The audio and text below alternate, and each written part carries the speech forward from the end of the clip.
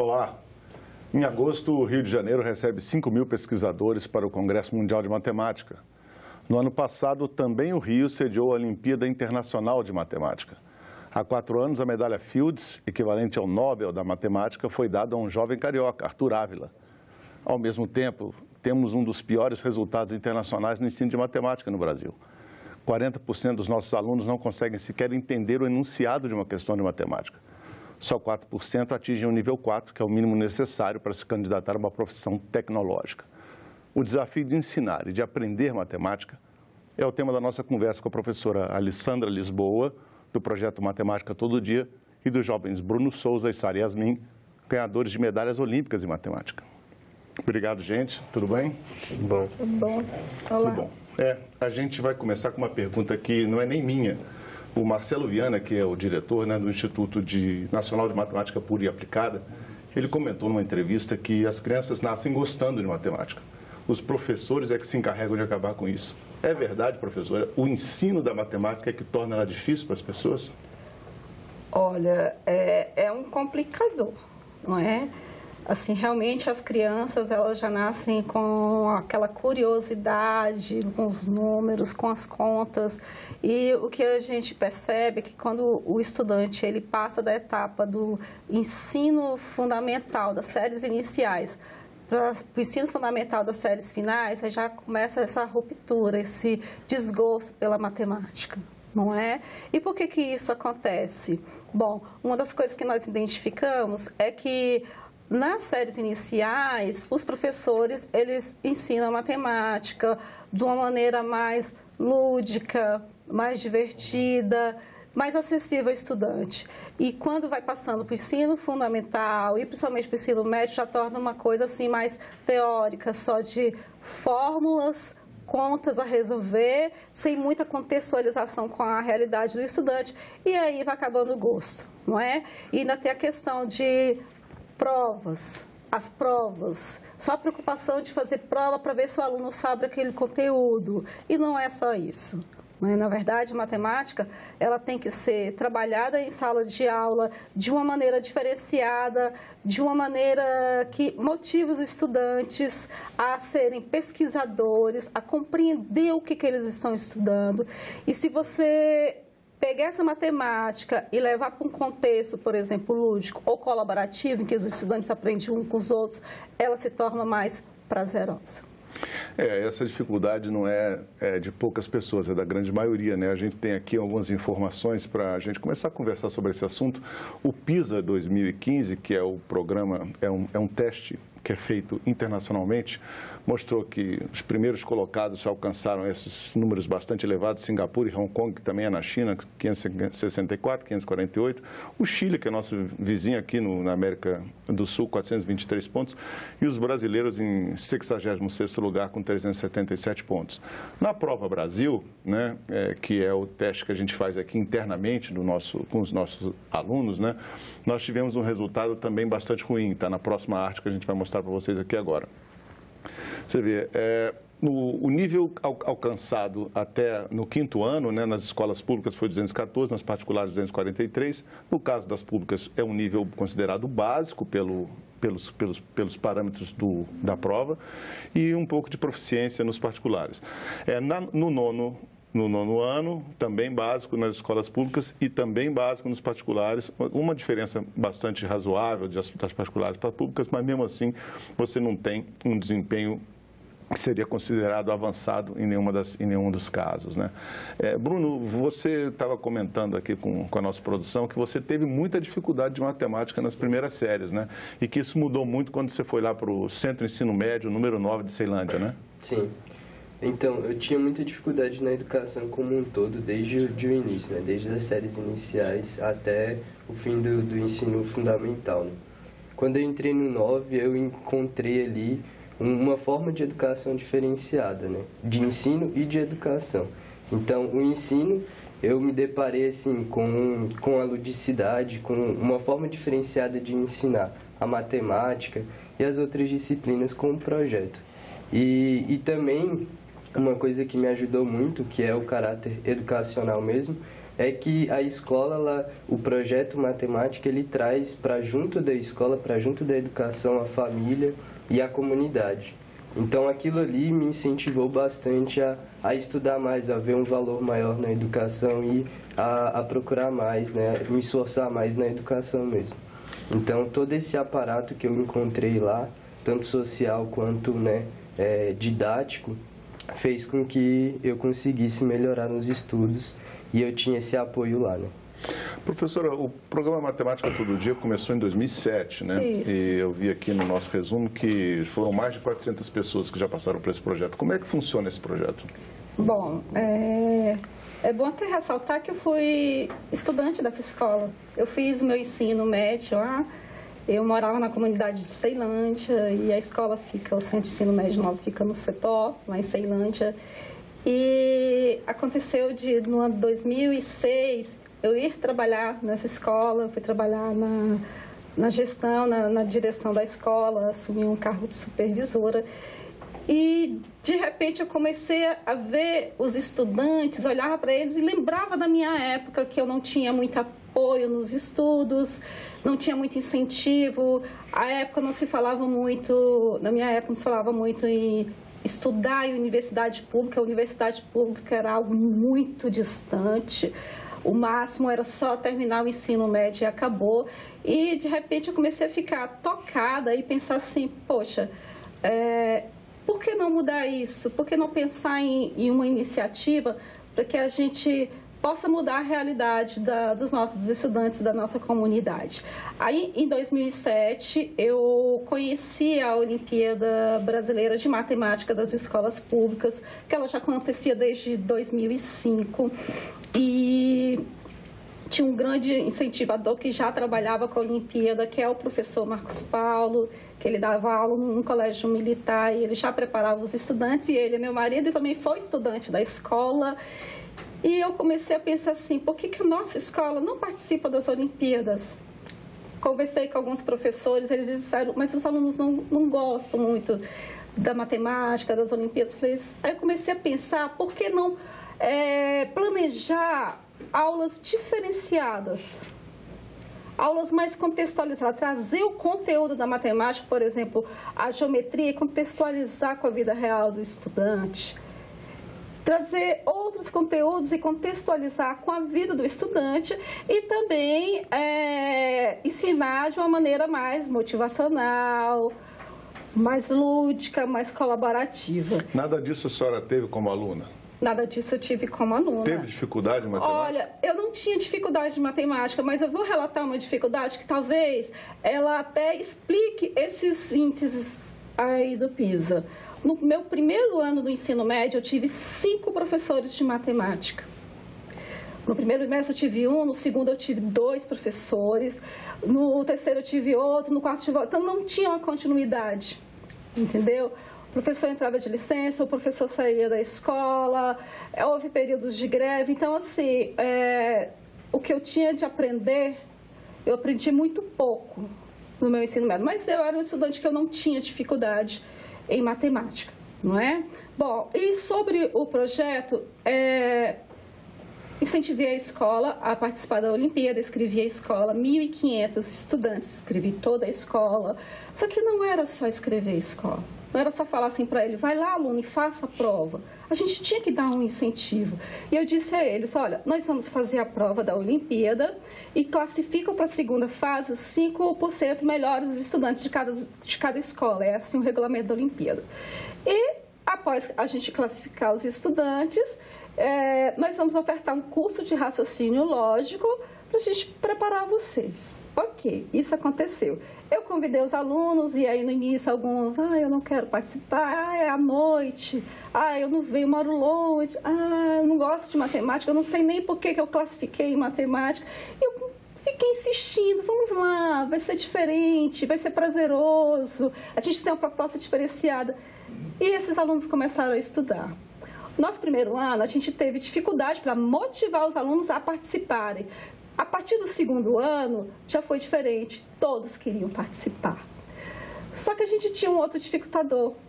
A nossa escola é pequena, A estrutura da nossa escola é uma estrutura de escola de ensino fundamental e ela é uma escola de ensino médio. Nós não temos auditório. Nós só temos salas de aulas normais que só comportam 40 estudantes. Então, a gente não conseguiria, era humanamente impossível colocar 75 estudantes na sala. Então, a gente teve que reduzir para 40, 43, e mesmo assim fica muito apertado, não é? E assim, com o passar dos anos, a gente foi aperfeiçoando, trabalhando, planejando. Eu sou a coordenadora, o professor Marcos Paulo é o que ministra as aulas e a gente pensa assim, qual o conteúdo que o aluno tem dificuldade? Razão e proporção, ok. Então, vamos pensar um jogo para a gente trabalhar com esses alunos, razão e proporção. Ou vamos trazer uma atividade interativa, ou vamos buscar algum vídeo na internet para trabalhar com os estudantes. Uma outra característica, em todas as nossas aulas, a gente coloca os alunos em pequenos grupos colaborativos, que são 4 estudantes, e que eles aprendem colaboração. Então, o nosso papel é mais de facilitador. Uma outra característica é que na mesma sala nós temos estudantes das 3 séries do ensino médio. Você está no ensino médio, né, Sara? Sim. Em que série você está? Estou no primeiro ano. No primeiro ano, né? E você está há quanto tempo no... Eu participo do projeto há 4 anos. Há 4 anos. Sim. Você é de Ceilândia, você nasceu lá? Sim. Ceilândia, quer dizer, os nossos espectadores que não são de Brasília não sabem, é a maior cidade do Distrito Federal, né? Sim. E é uma cidade que também tem muitos problemas, né? Inclusive problemas na área de educação, né? Sara, é desse jeito mesmo na sala de aula? Tem uma diferença muito grande da aula comum de matemática para o conteúdo que você recebe no programa do Matemática Todo Dia? Sim, há essa diferença, porque o que vemos em sala de aula é algo muito teórico, que não sabemos onde aplicar na nossa vida. No projeto Matemática Todo Dia, sempre estamos aprendendo de forma mais lúdica, mais divertida, por assim dizer. Podia dar um exemplo, assim, ela falou a questão da razão e proporção, né? Qual é o pulo do gato aí no projeto de vocês? Como é que o conteúdo, que é tão difícil para as pessoas assimilarem numa sala de aula normal, como é que ele se torna mais fácil no projeto? É uma brincadeira, é um jogo, é um desafio, é como se fosse uma competição entre vocês? Pode citar alguma das atividades que a gente já fez, Sara? Por exemplo, gincanas, e tem os grupos de alunos separados, um grupinho colaborativo, e tem as perguntas que temos que responder, o nosso grupo mesmo. E ao final tem prendas ou prêmios, esse tipo de coisa. Incentivos, né? Sim. Bruno, você agora colabora no projeto também? Sim. Eu colaboro no projeto Matemática Todo Dia e também no projeto Olimpíadas 109, que é um projeto também coordenado pela professora, né? No projeto Olimpíadas eu sou professor, geralmente eu ministro aula de Física e Astronomia, e no projeto Matemática Todo Dia, tudo que eles tiverem, né, precisando, nós, ex-alunos, a gente está disposto a ajudar. Trabalho é voluntário? Sim. Ela estava dizendo que o trabalho é de noite, né? As aulas são de noite, começam o quê? 7h30, mais ou menos? As aulas começam 7h15 e vão até 9h30. A nossa vantagem era até de se estender até as 10 horas, mas a gente entende das questões de segurança, não é? E, são jovens, a gente tem os estudantes do ensino médio e já tem desde a época, já tem uns 5 anos que a gente começou a inserir estudantes do ensino fundamental, tá, no projeto. Então, por exemplo, a Sara, quando entrou no projeto, ela tinha 11 anos, ela estava no 6º ano. Isso já é para começar a motivar.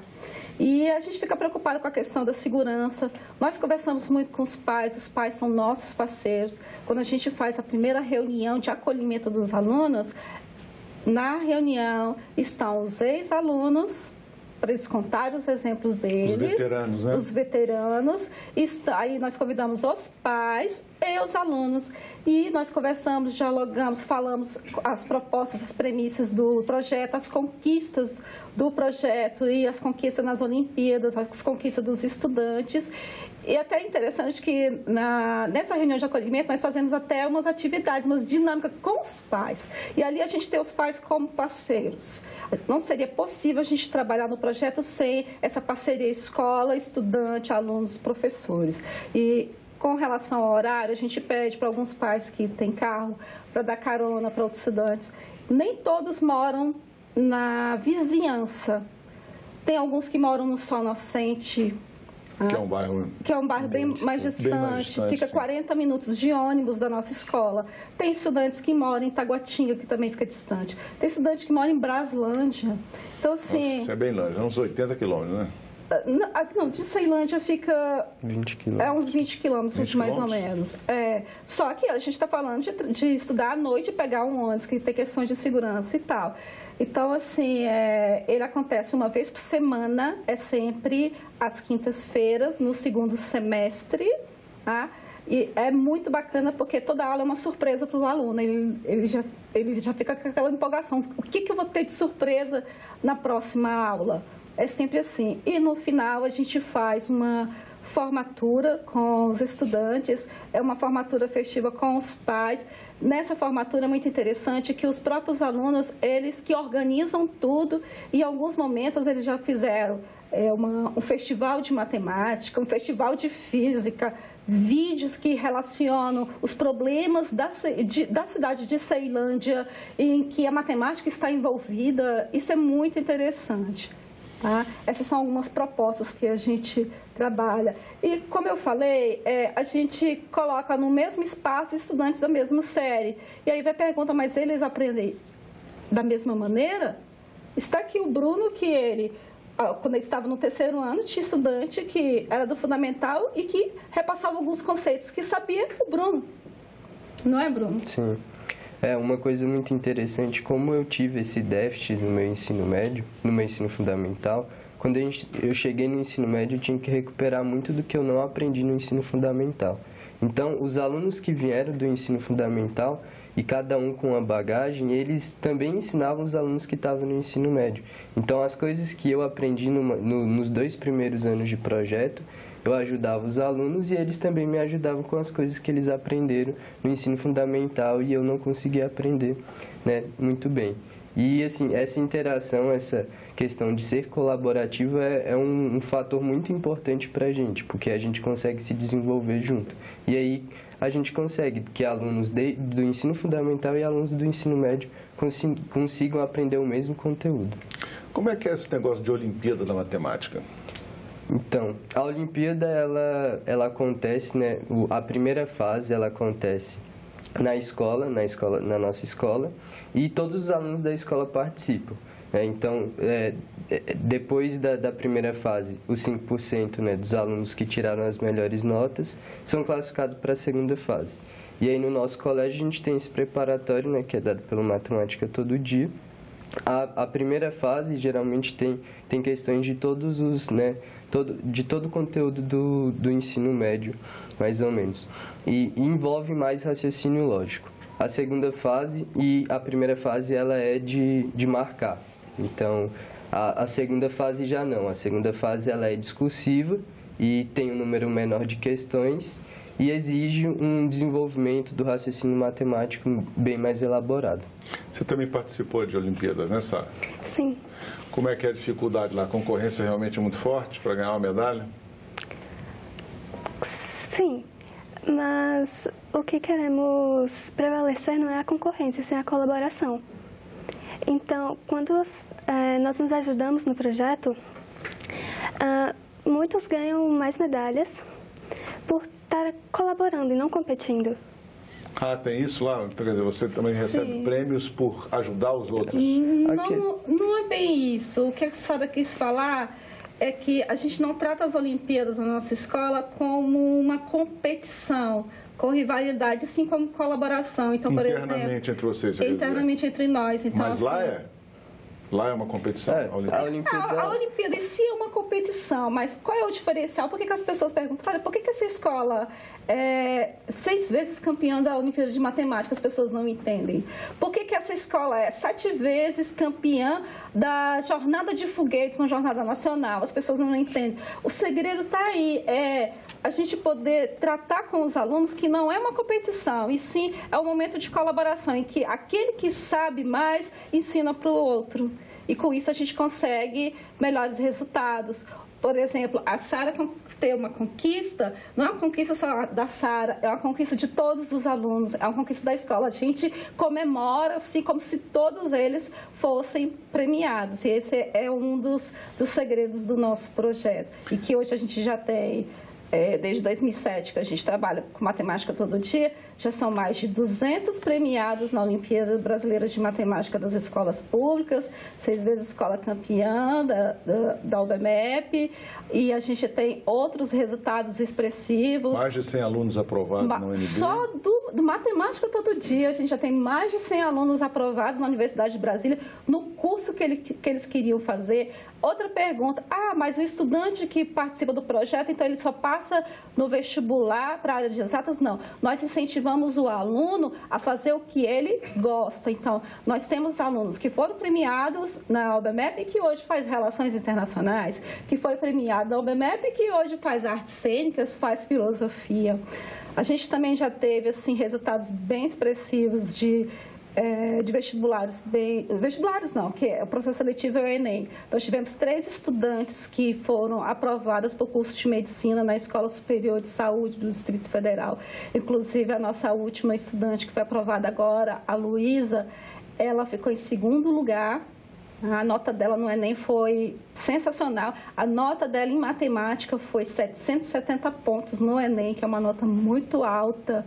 Ela também é uma das nossas voluntárias, ela também foi premiada na Olimpíada de Matemática. Então, assim, os resultados são magníficos. E motivados pelos resultados e por esse caráter colaborativo e por esses estudantes, eles mudarem a relação em sala de aula normal, melhorar o desempenho, a gente começou a trabalhar com outras Olimpíadas. Então, a gente tem resultados expressivos em outras Olimpíadas também. Astronomia, foguetes, astronomia, robótica, foguetes, robótica, até filosofia. Interessante. A matemática ajuda, então, o aluno também a desempenhar melhor nas outras disciplinas? Sim. Por exemplo, que a gente citou a questão do enunciado. Muitos têm dificuldade de entender qual é o que a pessoa está querendo que ele faça. No português ajuda também? Sim, ajuda também, trabalha a criticidade. E no projeto nós inserimos, nós trabalhamos de uma forma de integrar os conteúdos. Então, nós levamos a geografia para o projeto, o português para o projeto, os meninos têm que fazer redações várias vezes, sabe? Tem que fazer relatórios daquilo que eles estão aprendendo e isso desenvolve. Eles têm que argumentar. Olha, por que vocês acham que esse caminho é correto? E eles vão argumentar. Tudo isso desenvolve essa capacidade crítica e aí ajuda não só na matemática, ajuda no português, ajuda em todas as outras disciplinas. O projeto, com esses resultados todos, né, com esses resultados positivos que a gente está vendo aqui, ele tem algum apoio oficial da Secretaria de Educação, do Distrito Federal? E por que ele não se expandiu para outras escolas, por exemplo? Ele só acontece lá, né? Sim, ele só acontece lá. Bom, o primeiro é porque ele tem o caráter voluntário. O professor mesmo do projeto, como eu falei, eu sou a idealizadora e a coordenadora e planejo juntamente com o professor Marcos Paulo, as ações. Ele é voluntário, ele não é da Secretaria de Educação. Então, inclusive, ele é bombeiro militar, formado em matemática, mestre em matemática pela UNB, e ele se doa, o princípio do projeto é de voluntariado mesmo, então ele se doa para o projeto. Até o meu caso mesmo, atualmente eu sou estudante de doutorado, eu faço doutorado na Universidade de Brasília, na área de educação matemática. Estou afastada, mas afastada do serviço para os estudos, mas mesmo assim eu nunca parei o projeto, todos os anos tem o projeto, e o caráter é esse, é do voluntariado. Mas mesmo assim, sobre apoio, nós temos um apoio incondicional do diretor da escola, que sem o apoio da direção a gente não conseguiria fazer. Isso é importante ressaltar, que nós temos, se a gente vê muitos projetos exitosos na rede pública e talvez por falta de apoio dos colegas ou da direção, esses projetos não vão à frente, né? Então, a gente recebe o apoio do nosso diretor para a gente não só realizar as ações, mas às vezes até apoio com reprodução de material. Sobre materiais, nós construímos jogos em madeira, usamos bolinhas de gude para colocar nos jogos, tem jogos em papelão, tem vários jogos. E de onde sai esse material? Nós compramos no nosso próprio bolso. Eu compro do meu dinheiro, o professor Marcos Paulo compra do dinheiro dele e a gente coloca no projeto essas ações para trazer um material diferenciado para o aluno, porque o aluno ele gosta de um material diferenciado. Tá? Não temos... Ele poderia, sim, acontecer em várias escolas. Mas depende desse voluntariado. Mas depende desse voluntariado, porque, entenda, o projeto ele acontece no turno contrário, tá? Seria o meu turno de folga, acontece no turno contrário, e ele tem esse caráter voluntariado social. Bom, eu acredito que ele daria certo em todas as escolas, mas tem que haver essa motivação, essa vontade, esse espírito colaborativo para acontecer. E o professor ele tem que se sentir motivado também. Mas cabe ressaltar aqui que, mesmo ele ainda não sendo um projeto da Secretaria de Educação, e seria interessante que ele fosse, nós já conseguimos espalhar sementinhas em outras escolas. No ano de 2013, o Bruno, ele ainda era estudante do ensino médio, e nós fomos a uma outra escola, que é o CEF12 de Ceilândia. Juntamente, foi eu, o Bruno e mais 3 estudantes, e nós fizemos uma atividade de matemática voltada para a Olimpíada com os pequenininhos de lá de 6º e 7º ano. Sabe o que aconteceu com esses meninos? Eles se empolgaram tanto que o professor começou a trabalhar, o professor Daniel, juntamente com a professora Marlene, eles começaram a trabalhar a matemática lá, e a partir daquele ano eles começaram a ter estudantes premiados na Olimpíada de Matemática, e a escola, a partir daquele ano, começou todos os anos a ser escola premiada também na Olimpíada de Matemática. Ou seja, a gente já começou a espalhar sementinhas em outras escolas, e isso é muito bom.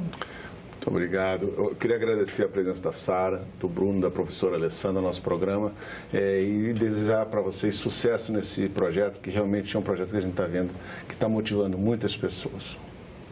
Obrigada. Obrigado a vocês. Para rever, baixar ou assistir esse programa, acesse o site senado.leg.br/TV ou então o canal da TV Senado no YouTube, youtube.com/TV Senado. Para fazer um comentário, crítica ou sugestão, mande um WhatsApp para a gente, 61999661616. Ou então ligue grátis para o Alô Senado, 0800 61 2211. Obrigado pela companhia e até o próximo Cidadania.